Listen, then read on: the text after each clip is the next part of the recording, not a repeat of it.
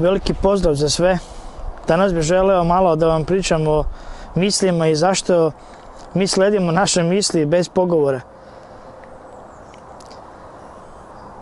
Pre par godina imao sam jednog klijenta koji je patio od depresije i stresa. Ispričao mi je da kada je u tom stanju gdje on želi da povredi sebe, da se poreže žiletom ili nožem, on nema nikakvu opciju nego da slijedi svoje misli i svoje razmišljanje. On je to objasnio meni kao da dobija naredbu i da on tu nema nikakve opcije. U tom stanju kada se njemu to dešava, on u stvari nema nikakvu opciju. Kada mi je to ispričao, pitao me da li ti misliš da ja imam mentalnu bolest. A ja sam mu rekao, ako ti imaš mentalnu bolest, onda imam i ja. I ja ponekad sledim svoje misli bez pogovora i izgleda mi kao da nemam nikakvu opciju i da su moje misli stvarne i nešto više od samih misli. Inače mi ljudi skloni smo da sledimo svoje misli bez pogovora. Čini nam se kao da dobijamo naredbu, kao da ih moramo slediti, kao da ne postoji druga opcija i kao da ne postoji drugo razmišljanje i kao da ne postoji neka druga misao o tome. Kada sam ja bio 100% mehaničko biće i sledio svaku svoju misao bez pogovora, život nije bio baš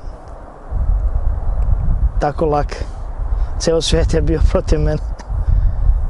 Kada sam se probudio iz tog sna i video misao i video da sam kao vojnik sledio svaku svoju misao, ja sam se probudio iz jednog sna.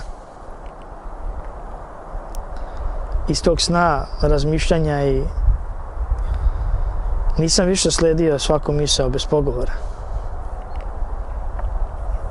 Shvatio sam da sam ja general, da ja izdajem naredbe, da ja nisam vojnik koji slepo sledi svaku naredbu, svaku svoju misao. A naredba se, kao što znate, sledi da bi se sačuvao život. Bez pogovora se naredbe slede. I meni je delovalo kao da ću da izgubim sebe, kao da izgubim svoj život ako ne sledim svoje misli. Stvarno izgleda tako.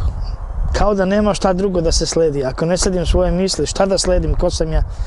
Izgubit ću sve. Moja poruka za vas danas je da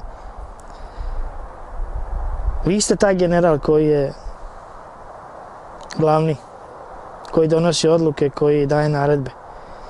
Nemojte slepo da sledite svoje misli. Puno je razumnije i delotvornije za nas kada sledimo svoje razmišljanje onda kada se osjećamo dobro. To znači da koristimo svoje razmišljanje za sebe, a ne protiv sebe. Da koristimo princip misli, da mislimo za sebe, a ne protiv sebe. Nemojte slepo slediti svaku naredbu svojih misli. To su samo misli.